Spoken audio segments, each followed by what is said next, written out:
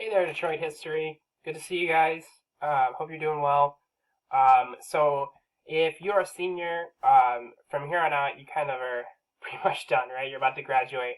So this video is largely targeted for all of the non-seniors in Detroit history, and kind of hoping to explain what we're going to be doing over the next few weeks. So you guys are going to be engaging in a little research project, and obviously, I'll help you through this project. I don't want this to be super stressful. I know this is an elective course, and I know you're kind of in the last few weeks of school, and you're like so ready for summer. So feel free to come in during office hours, talk with me, Zoom with me, Schoology with me. If you have any questions or if I can be of any help to you, because I want this to be straightforward for you guys. I want you to have fun with it. All right. So here's what you guys have already done. You guys already submitted your kind of research topic, what you're sort of interested in.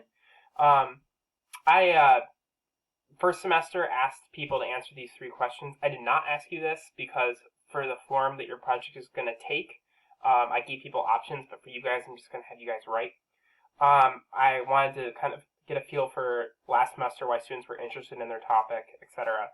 But we can skip through that. So let's focus on where we're going to head next. So the next thing I want you guys to work on is something called an annotated bibliography. And I will show you guys some examples of this, especially if you come on the Zoom call on Tuesday, 10:30. I'll be more than happy to show you some examples of what that looks like. I can show you a couple annotated bibliographies. But basically what this is I want you to draw upon at least 3 different sources to kind of inform your research of this topic. You're welcome to choose our textbook, but you don't have to. Right? If you don't want Detroit bibliography to be part of your sources because you don't really feel like it helps a whole lot, then don't. If you want to use some of those sources that I gave you in class already, some of those additional readings, go for it. And if you would like to find some stuff that wasn't given to you in the class, that's great too. I want to see at least one primary source and at least one secondary source. All right, so I want like a mixture of both, basically. All you have to do in an annotated bibliography is properly cite the sources you're going to use in your research project in MLA or Chicago format, your pick. For help with that, access Citation Machine or something like any of those citation tools that our school provides you as well, and I can help you find those if you need. The kind of key element of an annotated bibliography is the annotated portion. What you're doing here is you're writing a short description, like 40 to 80 words, right? We're talking just a few sentences of why that source, right? What does that source do for you? Because I feel like in research projects, a lot of students and maybe you've done this before too, you kind of just grab sources that technically work because what you're trying to do is get the project done, right? And what I want you to do for this project is not just pick what's fastest and what's easiest, but pick what you actually feel like is the most helpful and the most interesting. Because you're only picking 3 sources, you don't need to rush to find like a bajillion sources. This isn't quantity over quality, right? I really want you to sit down, seriously think about what are the, quality best sources you can use in your research project. What are you actually going to be interested in? What books, what are you going to want to read? What movies are you going to want to watch? What interviews are you going to want to kind of examine? Whatever it is, have some interest in it and explain to me why you chose those sources, because you should have good reasoning for it, right? You should like the sources that you pick. For the annotated bibliography, why we're doing this is because you need good sources to have good historical writing. And so I kind of want to talk a little bit about this before we get later into our project. And mind you, this is all you have to do by Friday. And I only need a draft, so if your annotated bibliography is not perfect, we can edit it, you can turn it back in the following week, and we can get that all sorted out. I just want to see your progress on it by this Friday. So, kind of moving ahead, where are we going, right? And we'll talk about, in the future here, what is historical writing all about? There's this historian named Mark Bloch who argues that it's the job of a historian to explain and describe, right? And to develop a better understanding of the world while using the best evidence possible. Not whatever evidence works to arrive at whatever understanding you want, but the best evidence possible. So doing history is moving beyond this, right? And it includes more than just explanation, right? It includes research. And can be a really intimate and exciting process when you get into some really, really good articles and some really, really good research.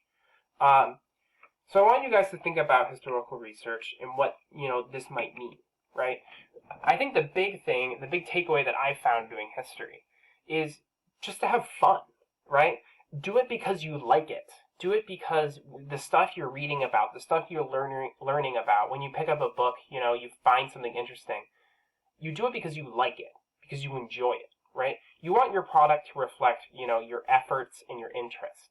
I engaged in a couple different historical projects, right? I have some links up here, and this is on the presentation, but you can see some examples of some of the real world research and things I've done and I've produced. But I feel like the key to research is having fun, having a good time, enjoying yourself, and just getting involved. So to help you out with kind of good primary and secondary sources, feel free to use some of the stuff our school has already set aside for you, like JSTOR, Michigan eLibrary, Gale, its virtual reference library, it's 19th century U.S. newspapers. Ask me. I have books, I have ebooks, I can help you out, I can give you articles, I can redirect you. There's not that many of you left in the course who are not seniors, so I can really work closely one-on-one with you in helping you find sources. My AP classes are basically done, right? They did their AP test, so my attention's on you guys. I'm here to help. I'm here to help you guys find whatever you need.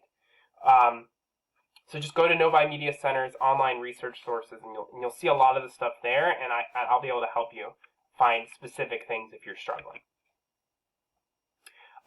In this week's weekly update, there's a little article from this professor about how to do predatory reading, right? How to approach sources with the idea of looking for what you, looking for specific things, right? Don't just read everything, search for what's relevant to your topic, and then read everything about your topic, right? As opposed to just reading everything, you want to narrow your focus.